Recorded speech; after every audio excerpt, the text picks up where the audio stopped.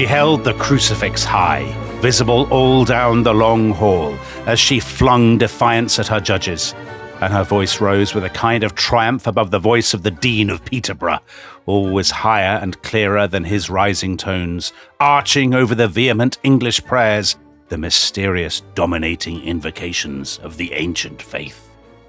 The Queen's voice held on for a minute after the clergyman had finished. Her words were in English now. She was praying for the people of England and for the soul of her royal cousin Elizabeth. She was forgiving all her enemies. Then, for a moment, her ladies were busy about her. The black velvet gown fell below her knees, revealing underbodice and petticoat of crimson silk, and she stepped forward suddenly, shockingly, in the colour of martyrdom, blood red from top to toe against the sombre background. Quietly she knelt and bowed herself low over the little chopping block. In manus tuas Domine, and they heard twice the dull chunk of the axe. There was one more ceremony to accomplish. The executioner must exhibit the head and speak the customary words. The masked black figure stooped and rose, crying in a loud voice, "Long live the Queen!" But all he held in his hand that had belonged to the rival Queen of Hearts was a kerchief, and pinned to it an elaborate auburn wig. Rolled nearer the edge of the platform, shrunken and withered and grey, with a sparse silver stubble on the small, shiny skull, was the head of the martyr. Mary Stuart had always known how to embarrass her enemies. So that was the American historian Garrett Mattingly in 1950, and he was writing about the execution of Mary Stuart, Mary Queen of Scots, at Fotheringay Castle on the 8th of February 1587. Tom Holland, it is one of the most dramatic, one of the most celebrated moments in British history. Iconic, because Mary is a bit of an icon, isn't she? She's a fashion icon. She is. She's famously beautiful and stylish and well-dressed and all of these kinds of things. And also loads of history about men. Yeah. But now we're absolutely hitting the jackpot. So I would say Mary Queen of Scots is probably the most celebrated Scot who's ever lived. And she's celebrated because she is a byword for glamour and romance and tragedy, which seems to be what people like in Scottish history. So I guess Bonnie Prince Charlie would perhaps be her only rival, who's also glamorous, romantic and tragic. The story of Mary Queen of Scots is extraordinary. So she becomes the Queen of Scots when she's only 1 week old. She then goes to France, and as a teenager, she briefly rules as Queen of France. And then when she's 19, she comes back to Scotland, a country that she barely remembers, and she has this incredibly convulsive and ultimately calamitous reign, which is marked by plots and rebellions and 2 disastrous marriages and 2 very notorious murders. And as a result, mystery and controversy completely shadows her. So there are all kinds of questions that people are always debating. Was she an adulteress? Was she a murderess? Was she a victim of rape? And she's a very polarizing figure, and she always has been. So to her admirers, of whom there are lots, she's the archetype of a heroine brought low by duplicitous and brutal men. So she was a figure of romance and now a kind of feminist heroine. But there are lots of people who think she's a complete waste of space, useless, a traitor, conniving, and inept at conniving. So that's even worse than conniving, right? Yeah. I mean, she ends up deposed. That's pretty much the marker of being a failure as a ruler.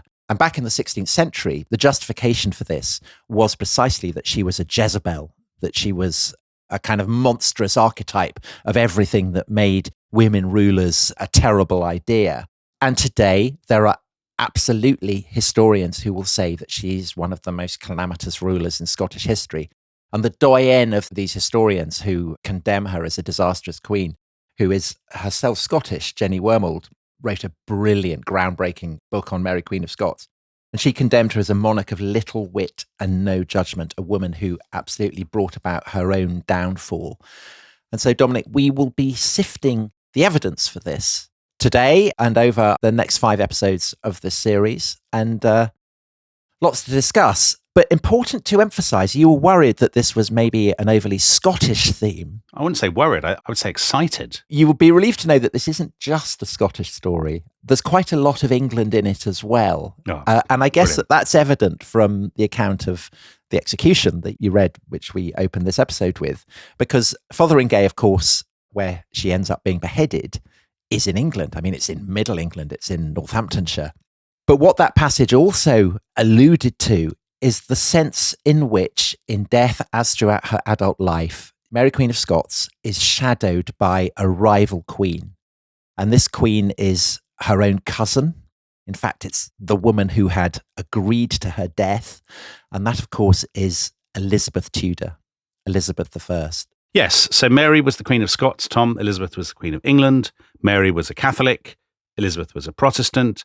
And Mary, of course, was married 3 times, but Elizabeth was the Virgin Queen, married to her people and to her country. And here's the thing, we always think of them as the sort of supreme arch rivals, but they never actually met. They never even were in the same building at the same time.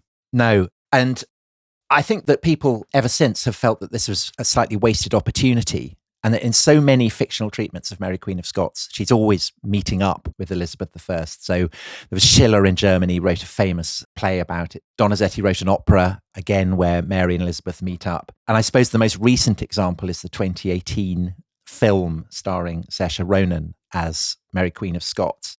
And actually, I have next to me, and I will hold it up for the benefit of those on YouTube, it's this titanic definitive biography of Mary by John Guise, which came out about 20 years ago. And it's been retitled for the purposes of the film. And on the cover, you get Saoirse Ronan as Mary Queen of Scots, but you also get Margot Robbie as Elizabeth I.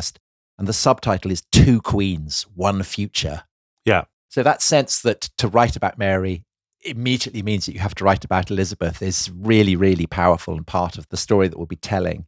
But it's not just an English or Scottish story, it's also a European story, right? Because as you've pointed out, the book that we read from at the beginning, the Garrett Mattingly book, is actually a book about the defeat of the Spanish Armada. So Spain and France are involved in this story too.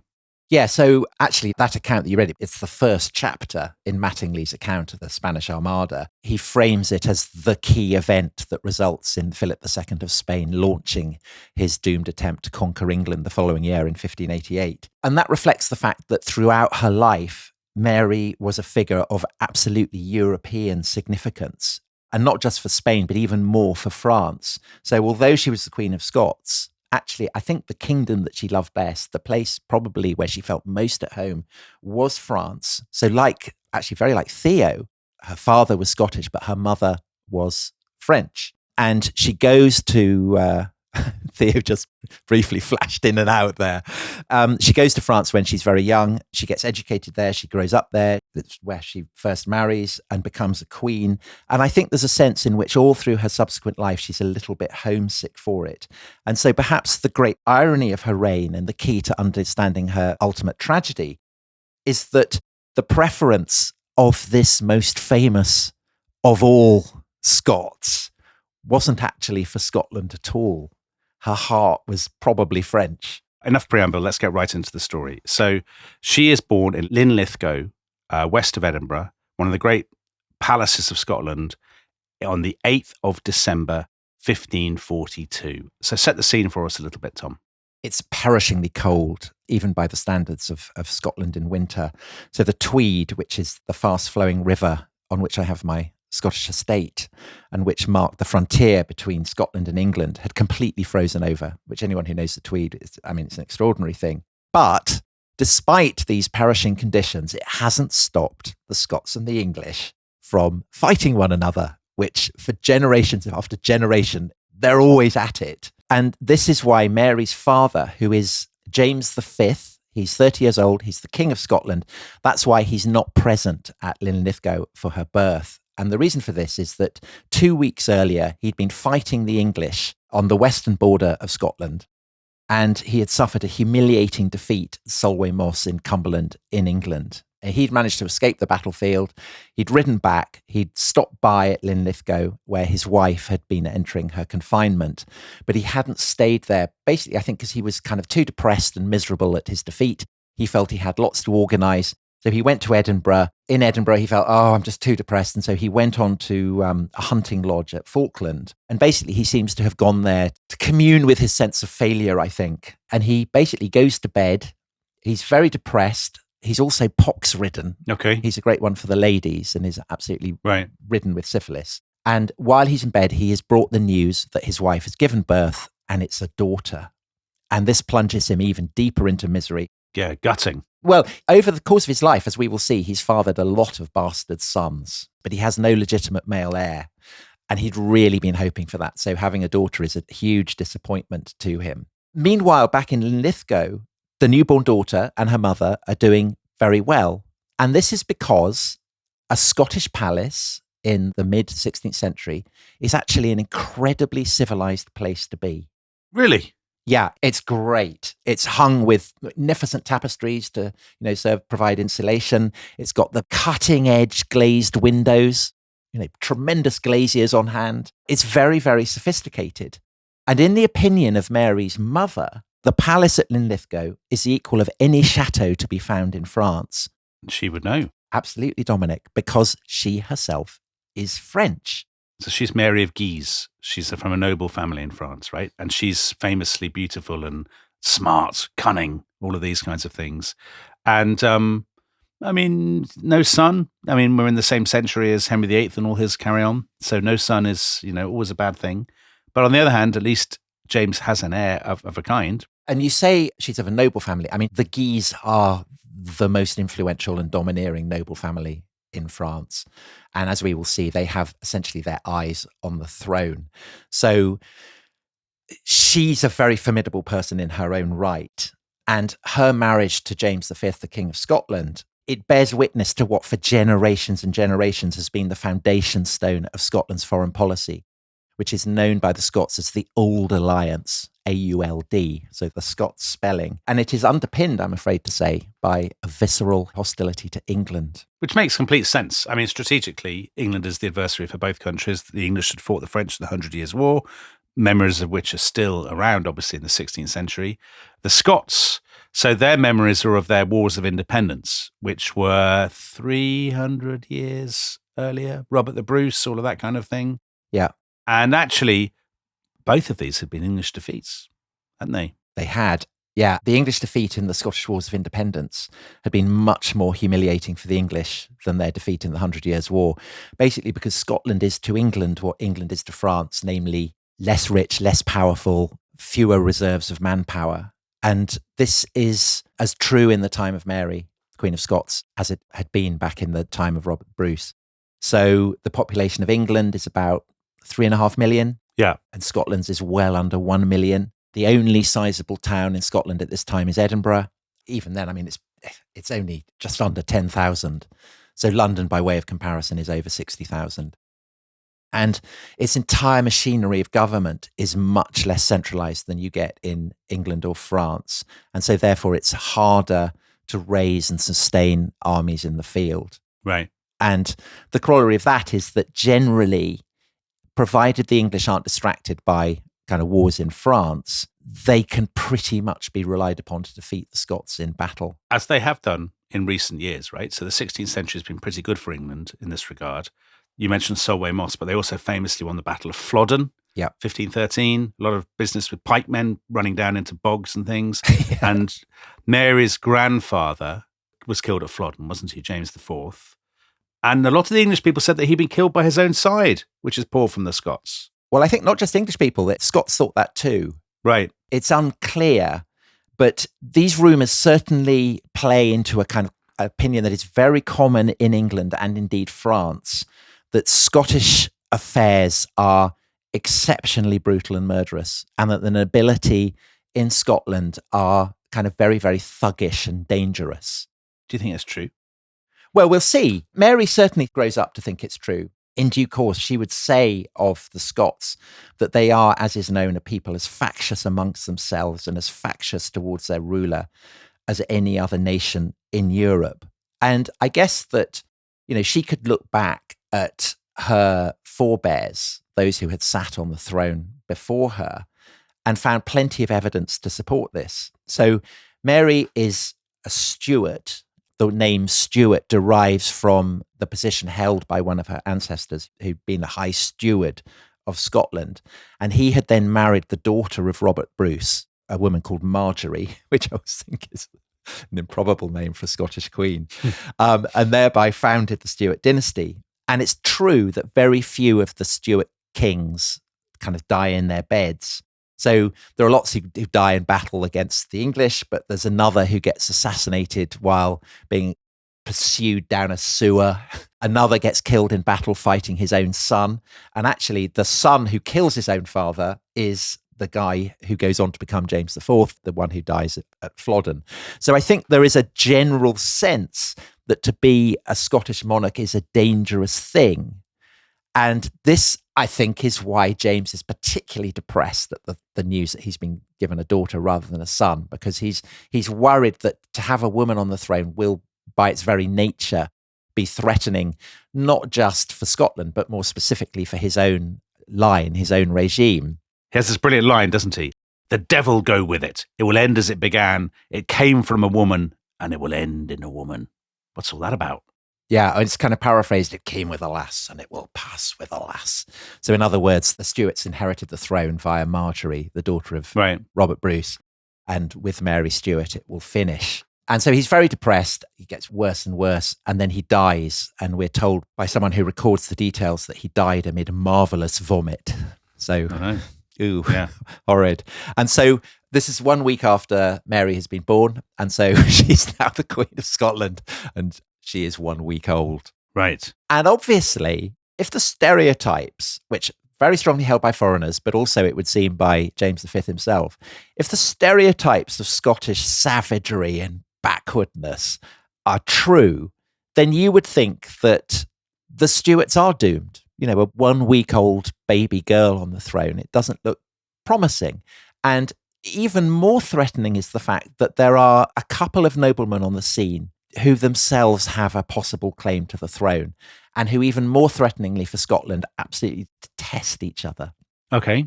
Everybody basically is called James. So one of these is James Hamilton, and he is the Earl of Arran, and he is the grandson of the daughter of James II.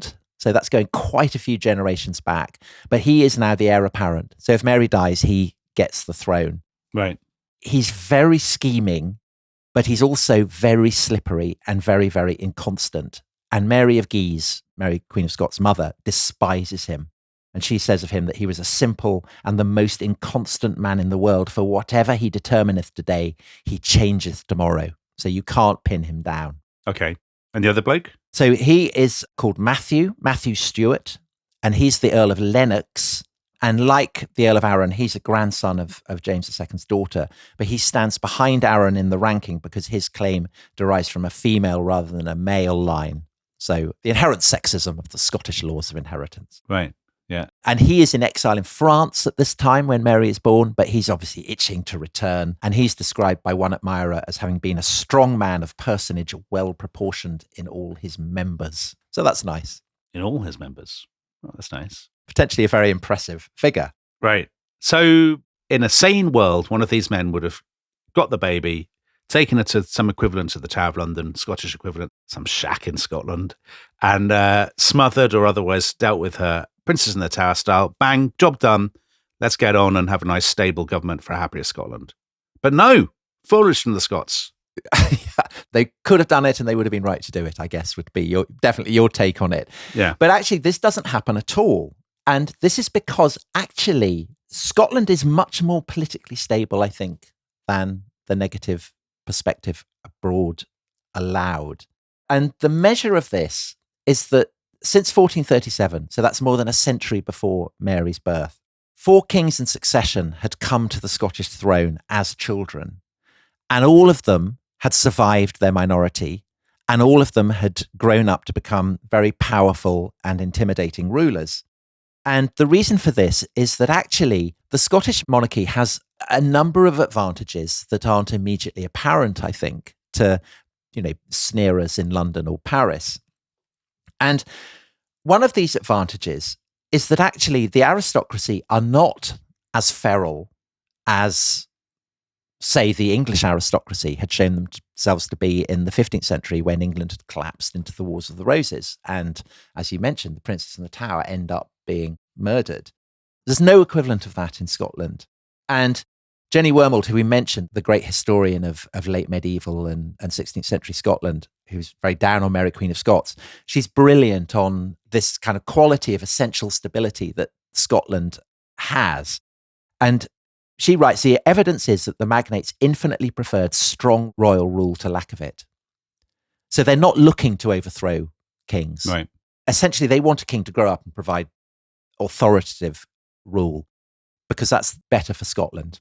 Yeah. And they're doing that partly because they're frightened of the English, or are they not frightened of the English?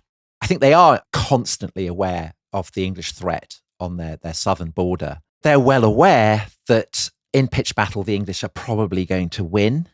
But they're also aware that as long as there is a strong, stable state in Scotland, the English will never be able to conquer Scotland. The Highlands in particular are effectively impregnable. You know, it's not just the English who failed to conquer Scotland. The Romans had failed earlier. It's just Scotland is a very, very difficult country to subdue. And so as a result, the English are kind of like a tide. They're constantly flowing in, but they're almost bound to flow back out again. And this is why ever since Edward I had tried to conquer Scotland and Edward II had then been defeated at Bannockburn, it's just a relentless sequence of wars and squabbles that are never resolved. The Scots can't stop the English attacking, but the English can't subdue the Scots. And so you just have this kind of 3 centuries long stalemate. One of the reasons that the Scots are able to see the English off is that actually in kind of geopolitical terms, they're quite well set. So if you think of France has the English to deal with, but they've also got the Spanish. They've got problems on, the Italian frontier. Been fighting in Italy, yeah. Yeah, they've got Italy. They've got the Low Countries. They've got problems potentially along the Rhine. So they have enemies on almost every corner. The English are sandwiched between France and Scotland. So whenever the English go and attack France, as Shakespeare puts it, the weasel Scot darts out down into northern England. The Scots only have the one natural enemy, and that's England. And this is one of the reasons why it doesn't actually need the centralized bureaucracy that had developed in England and France, say, over the course of the 100 Years' War. They don't need excessive amounts of money or men, because the only sphere where they're going to be fighting is that very narrow border that constitutes the line between England and France. And so such taxes as they raise, the Stuarts can blow it on fancy ships or guns, and they love a fancy ship. They love a massive cannon, but they can still have enough to then spend it on building glorious palaces like at Linlithgow. This is why you have the wonderful glazing and the tapestries and stuff. It's because the Scottish monarchy has money to spare. Basically, James V is a great builder of kind of the Scottish equivalent of chateau. He can enjoy French-style interior decoration, but massively on the cheap. And because of this, the Scots themselves do not feel that they're peripheral barbarians. Right. And the Scots monarchs certainly don't think that. They don't see themselves as being remote or isolated or backwards. They see themselves absolutely as being the peers of the King of England or the King of France. And so that's why I think, although it's not optimal to have a 1-week-old baby girl on the throne, it doesn't doom Mary, and it doesn't mean that Scotland is doomed to fall to pieces. Well, let's find out, because, Tom, that's very optimistic. Are we looking for a golden age of Scottish history? Is Mary Queen of Scots' life going to be all sweetness and light? Find out after the break.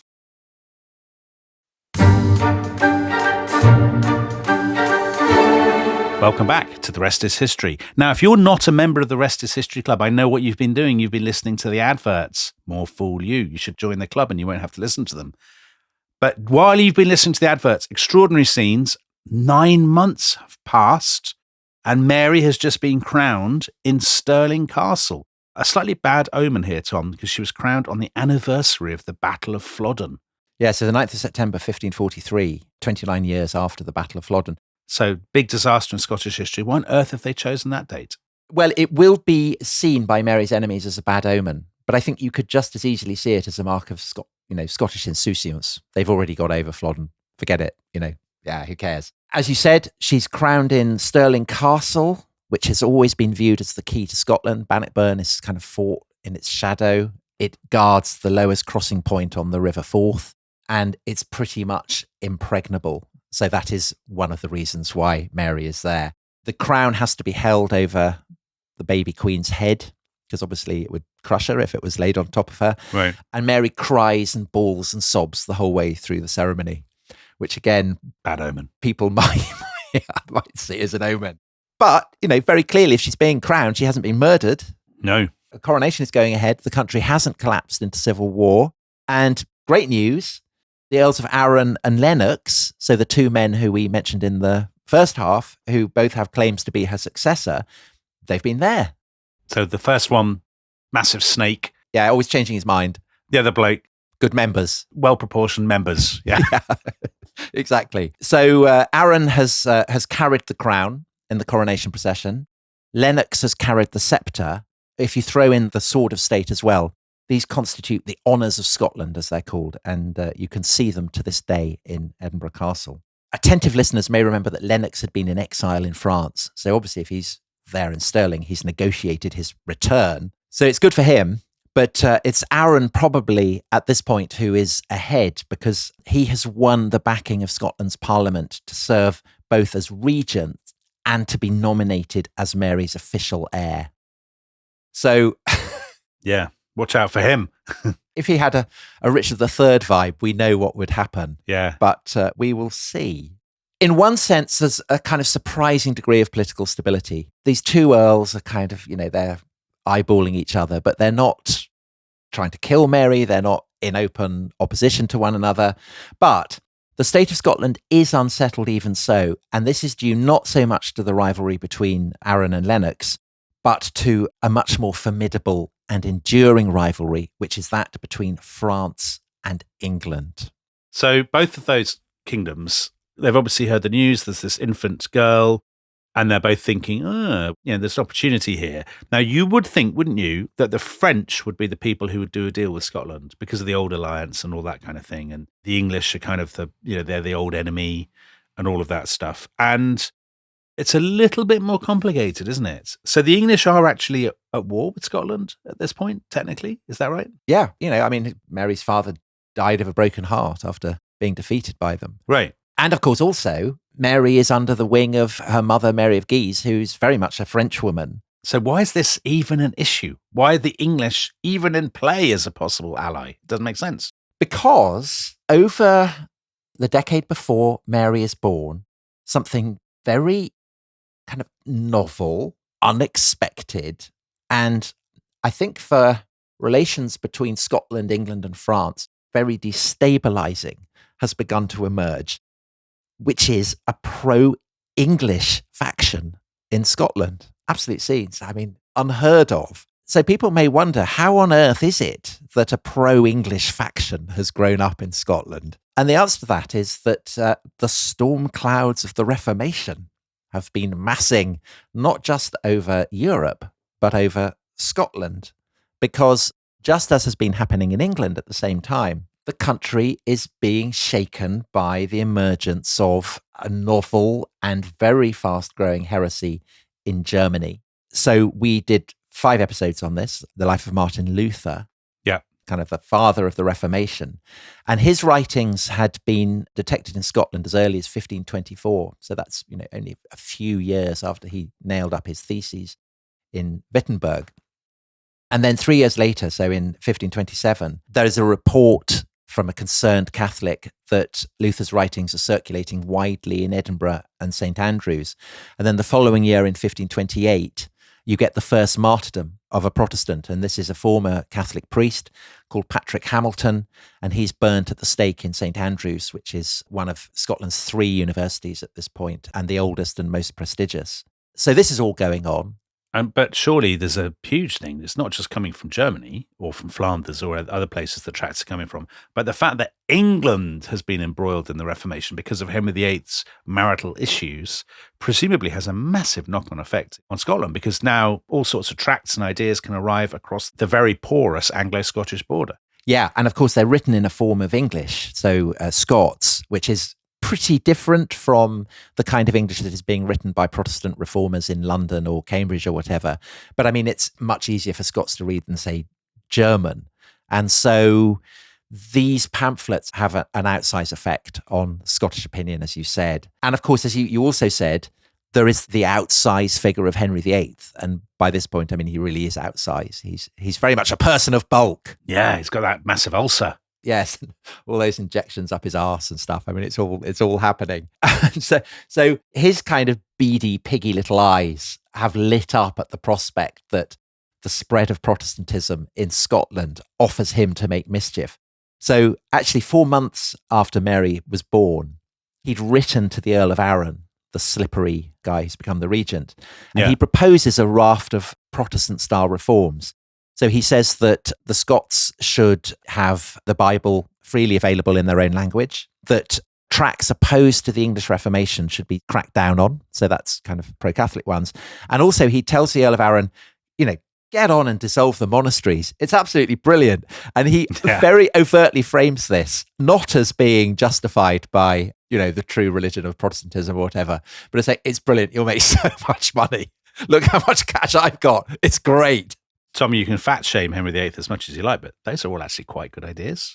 The Scots would have done well to profit from them. Anyway. But you're right, because the Earl of Arran, who is actually quite a devout Catholic, I mean, he's pretty tempted by this. Henry, in his own way, is Catholic as well. Yeah. There's a kind of streak of opportunism there that I think is as evident in the higher reaches of Scotland as in England. And there's a further aspect of Scottish affairs that Henry finds tempting, which is that having a girl as a queen means that she's obviously going to have to be married off. And Henry's heir is a young boy, the male heir that he'd done so much to try and secure. And this boy, Edward, he's going to need a wife. So Henry says to Arran, why don't we match them up? It would be brilliant. And so in July 1543, Henry and the Earl of Arran duly sign a treaty in Greenwich, just down the Thames from London. And its provisions from the point of view of Henry VIII are brilliant. So Mary's going to be brought up with English-speaking attendants, so not Scots-speaking attendants. She'll grow up, with a nice received pronunciation accent. Okay. Then at the age of 10, she'll marry Prince Edward. Their children will rule a united kingdom of Great Britain. Arran will commit to pursuing essentially Protestant policies. So all of these are wins for Henry and England. The only concession that Henry grants to the Scots is that Mary's kingdom will continue to be called Scotland and retain its ancient laws and liberties. It'll be a bit of a dual monarchy, I guess. Yeah, that's the plan. Like an Austro-Hungarian empire. So there's a massive road not taken. What a historical what if that is, because if that had happened, the story of the 17th century and thereafter would have been completely different. Why does it not happen when they've done this deal in Greenwich? Because Arran finds it impossible to take the rest of the country with him. Most people in Scotland do not want to end up, as they would see it, subordinated to England, even the Protestants. And at this point, most people in Scotland are still very much Catholic. So it's just impossible. But more than that, he has a very, very effective opponent in Scotland in the form of Mary of Guise, the French mother of Mary Queen of Scots, who is absolutely determined not to let her daughter become a kind of an English queen. And so this is one of the reasons why she's removed Mary to Stirling Castle, which is effectively impregnable. It had been a personal gift from James V to Mary of Guise. So it's her own personal stronghold. This means that Arran cannot get his hands on the infant queen. I mean, if he had been able to, then maybe history would have been different. If Mary had been kind of packed off to London, I mean, who knows what would have happened. But Mary of Guise has her daughter, and Stirling is not going to be captured. More than that, of course, Mary of Guise is very effective at playing, the rival would-be strong men of Scotland. So as well as Arran, there is Lennox. She drops subtle hints to Lennox that perhaps, she might be interested in marrying him. This would be great for Lennox. That might help solidify his claim to the throne. And at the same time, Mary of Guise, very kind of cunning and clever, she's also giving a kind of little hint of her ankle to another of Scotland's most powerful noblemen. There's a guy called Patrick Hepburn, and he is the Earl of Bothwell. And he's a very big player. So he, by hereditary right, is the Lord Admiral of Scotland. and he's the Sheriff of Edinburgh. So to control both the fleet and the capital, I mean, that's quite something. And his castle is, I mean, I think probably the most sinister, brooding, and atmospheric castle in the whole of Britain. And it's called the Hermitage. It's right on the borders of England and Scotland. And it's in what at the time was the most dangerous area in the whole of Britain. It was called the Debatable Lands. It was kind of given over to bandits called reavers. And I don't know if you've ever been to it, Dominic. It's like something out of Game of Thrones. We say that about so much that we talk about, but it really is. If you imagine the kind of terrifying place you would not want to end up, this is the castle, the Hermitage. And so unsurprisingly, with all these attributes, the Earl of Bothwell, he doesn't suffer from self-esteem issues. So Henry VIII's ambassador to Scotland described him as the most vain and insolent man in the world, full of pride and folly. Poor old Aaron, he's up against Lennox, he's up against the Earl of Bothwell, and he's up against Mary of Guise. And basically he finds himself with no option but to reverse ferret. So, and he's very changeable.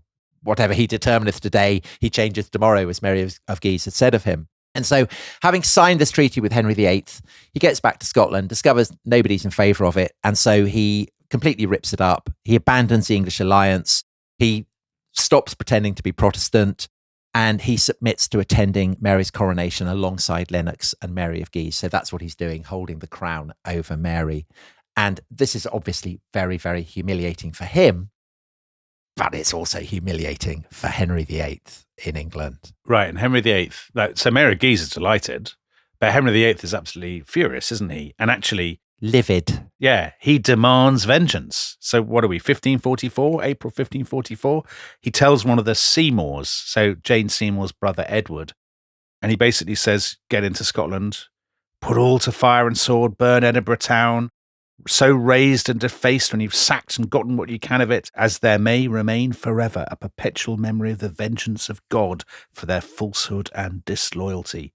Put all the men and women and children to the sword, do all this, do all that, destroy the villages. He's not messing around. No. So Seymour leads a massive English army into Scotland, and what follows is the most brutal war of destruction that the English have ever waged in Scotland. And obviously there have been quite a few brutal wars of destruction. And it goes on for 8 years. It outlasts Henry VIII himself. And it was memorably termed by Sir Walter Scott in the early 19th century as the rough wooing. Right. So basically, there's this idea that you go and destroy everything in your path. And this is somehow supposed to persuade the Scots to give Mary Queen of Scots to Prince Edward in London. And so on one level, this is obviously self-defeating, because it only confirms the majority of Scots in their kind of ancestral loathing for the English. And also, of course, playing into Mary of Guise's hands, really, it only confirms them in their view of France as their natural, kind of essential ally. But having said that, I think the most striking thing about the rough wooing, this kind of brutal English campaign against the Scots, isn't that it kind of gives fresh impetus to the kind of traditional Scottish Anglophobia. But what's most amazing, what's most unexpected is that actually not everyone in Scotland is alienated by it.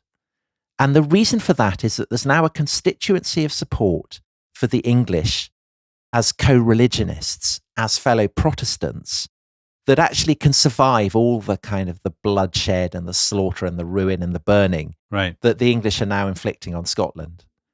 The Reformation has got a sufficient hold on Scottish opinion that ties of religion are coming to seem to some Scots more important than the traditional hatred of the English. But it's also surely that thing that always happens when you have a smaller country and a larger country. There's always going to be a faction who see the opportunities and allying themselves with the big overbearing neighbour. Just because of the internal dynamics of kind of court politics, there's always ins and outs. So if there are people who hate the English, there's always mileage to be had, surely, in allying yourself with a very powerful patron across the border. No? I mean, kind of, but essentially that would be seen by Scots in the centuries since the Wars of Independence as treason. Okay. You would be a traitor for doing that. What has changed with the Reformation is that there are now Scots who can say, well, my conscience requires me to ally myself with, fellow people who have cast off the whore of Babylon. And that in turn does enable a kind of novel political faction to develop, which sees an alliance with England as something that is preferable to the traditional French alliance, because the French alliance doesn't come without strings either. France is even more of a preponderant power than England. And so it does mean that to a degree the Scots are subordinated. And so there is now scope for kind of pro-English and pro-French factions actually to be a kind of genuine dynamic in Scottish politics. And that in turn means, if you are a player in Scottish politics, you can kind of switch between them. And I guess the classic example of this is Lennox. Mary of Guise has been kind of saying, maybe I'll marry you, whatever. Maybe I will, maybe I won't. But she'd actually been playing him along. She's been playing the field. She's been winking at the Earl of Bothwell as well.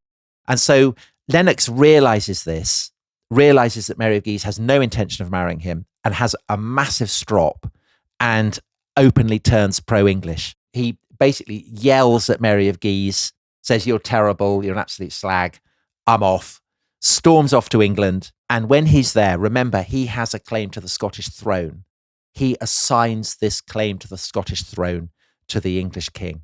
Oh, that's a big decision. It is a big decision. And he is very royally rewarded. So he's given extensive lands in Yorkshire, in the north of England. But he's also given the hand of one of Henry VIII's nieces in marriage. And this is potentially, looking ahead, a very momentous development, because it means that any children, and perhaps more specifically any sons he has, will not just have Stuart blood in his veins, but the blood of the Tudors as well. And so therefore potentially a claim to the throne of England as well as Scotland. Right. All of this, of course, well in the future. If you're Mary of Guise, presumably you look at this and you think, oh, this is terrible. This is a very ominous development. Or does she not care and she thinks it's fine? I know. She thinks Lennox is, a kind of peripheral figure. Who cares? Okay. She's got the rough wooing going on all around outside Stirling Castle. The castle is so secure that she can basically ride it out. So she sits in Stirling Castle with her daughter, Mary Queen of Scots, even as the countryside is on fire. And the brilliant thing from her point of view is that the blame for the rough wooing does not fall on her, but on Arran, who completely gets the blame for it. And she's able to take advantage of this to leverage her own position of authority within Scotland. So Arran is forced to accept her presence alongside him in the Privy Council and in Parliament. And this now means that Mary of Guise doesn't have to operate in the traditional way that women do in Scotland, kind of behind the scenes. She has her hands directly on the levers of power. And so she's therefore in pole position to push her dream policy, which is to marry her daughter directly into the French royal family. And this is obviously a great way of renewing the old alliance between Scotland and France and potentially subordinate Scotland permanently to French interests.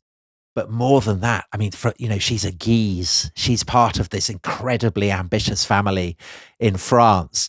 To marry her daughter into the royal family of France, that's brilliant. It would be to kill two birds with one stone. So, she has everything to play for here. And it works, right? Because in 1547, two things happen that play very much into her hands. And the first one is the death of the French king, Francois I, or Francis I. So he was the great guy, massive nose, always wrestling Henry VIII. Yeah. He was Henry VIII's big rival. Hanging out with Leonardo da Vinci, all of that. Right. He's dead. And now his son Henry becomes Henry II. And Henry's a big pals with the Guise family. His advisors are Guises, Tom. Nice one. Her brothers, actually, Mary of Guise's brothers, Francois and Charles. And because of that, basically, she has a massive in with the new king of France. Yeah, so Francois and Charles, let's call them Francis and Charles. We're very Anglophone. So Francis is a military man. He's going to become the Duke of Guise. He's the most brilliant military strategist in France. He's been playing a key part in France's wars in Italy that we talked about in the Medici episodes. And his brother, Charles, is the Cardinal of Lorraine. And he's, one of a long line of Machiavellian cardinals who are kind of brilliant behind the scenes operators, gifted ministers, so Richelieu and Mazarin the next century, very much part of that tradition. And having these two guys, Francis and Charles, at the side of Henry II, Mary of Guise now has a hotline directly to the king. But ironically, this is not the only thing that serves to secure a French royal marriage for the infant Queen of Scots. I say ironically because the key event is actually a really, really disastrous Scottish defeat. So the third great military defeat in Scottish history in the 16th century. But actually, what ironically serves to make the match between the infant Queen of Scots into the royal French line absolutely a banker is a disastrous Scottish military defeat, the third of the three great military debacles that Scotland suffers in the 16th century. And the context for this is, again, the rough wooing. So you mentioned Edward Seymour, the brother of Jane Seymour, so the uncle of Henry's son, Edward, who is now Edward VI, back in London. He's the Lord Protector for Edward VI. And in September 1547, he launches another massive invasion of Scotland. He advances on Edinburgh, and the Earl of Arran has raised just about every man that he can to confront this onslaught. And he masses his forces on the hills above a small hamlet called Pinkie, which I think is a great name. Yeah. And this is probably the largest Scottish army ever assembled. And an English observer seeing it is very intimidated. And he says that the spears of the Scots were as thick as the bristles of a hedgehog. And the result of this exceptional Scottish effort is utter defeat. Arran runs away. He flees scant with honour, as the description has it. Right. And behind him, he leaves 10,000 dead Scots on the battlefield. And Mary of Guise is so panicked by the news of this debacle that for the first time she worries that Stirling Castle will not be able to hold out. And so she flees with her baby daughter westwards to a remote priory, the priory of Inchmahome, some 80 miles west of the battlefield of Pinkie, and set on an island in a loch. And just to give a taster of what is to come, this is not the first island in a loch that Mary Queen of Scots will find herself on.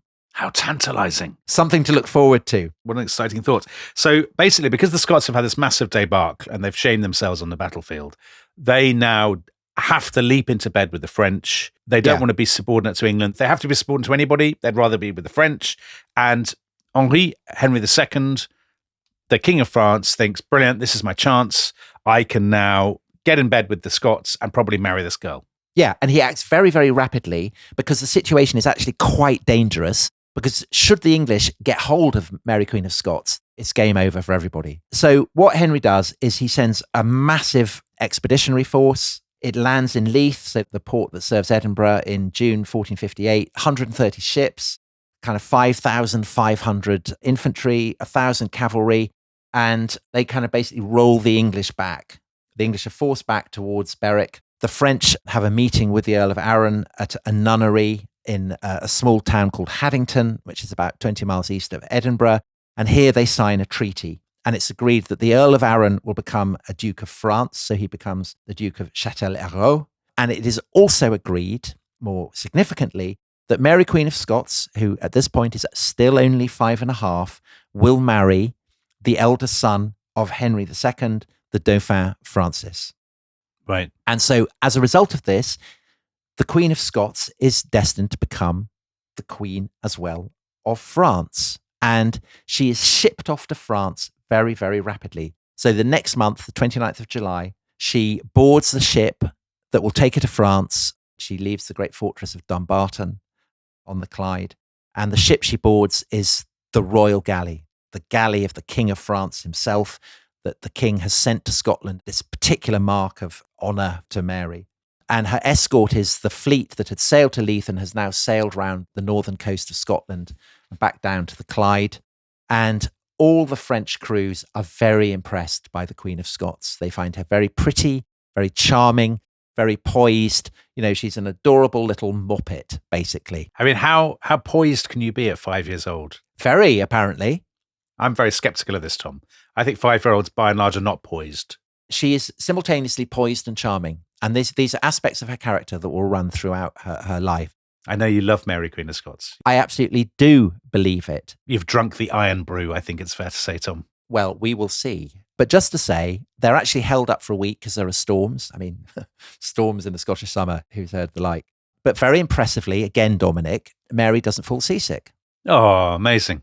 How remarkable that all these French sailors used to life at sea do fall seasick, but this 5-year-old girl doesn't. I absolutely believe you. It's not the French sailors, it's her retainers. And we know that because they wrote about it later in life. Anyway, so eventually they sail off and they're rounding Cornwall. Again, there's a massive storm. The rudder of the galley gets smashed. She single-handedly sails the ship to France. No, again, poise, I think is the word. Not a sign of fear. Perfectly calm. Incredibly admirable. Well, I mean, you've got a report here. Yeah, so they finally land. They make land on French soil on the 13th of August, 1548. And Dominic, you've been skeptical, but do you want to know what one of the commanders of the French fleet said about her? No, I don't, but you're going to read it anyway. I absolutely am, because I think the listeners want to know.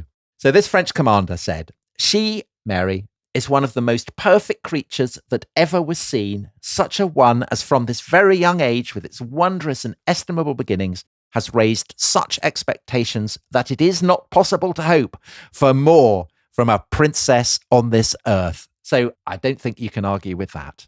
Well, Elizabeth I will have something to say about that, Tom.